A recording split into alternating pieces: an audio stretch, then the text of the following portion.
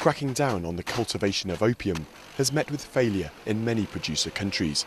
Here in Afghanistan, officials carry out a poppy eradication program. But despite efforts like this, the country remains the world's biggest producer of opium, the base for heroin. But elsewhere, governments have had more success. Laos launched its anti-opium campaign in 2002 and managed to cut the number of poppy fields to 1/10.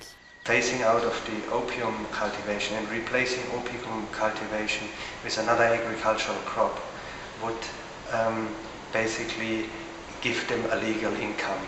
The destruction of poppy fields in Laos was carried out quickly, but alternative crops, from sugarcane to watermelons, have not been nearly as lucrative for farmers. Subsidies offered by the government and international community haven't bridged the gap either, so some villages are turning back to opium cultivation.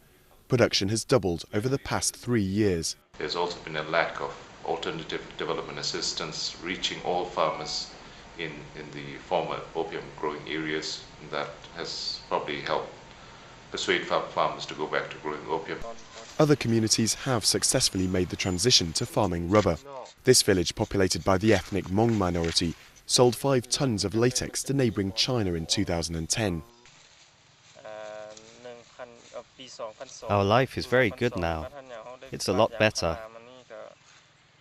Everything has been very good since we started selling rubber to the Chinese in 2002. But rubber trees take 7 years to mature before they can be tapped. Too long for many farmers to wait.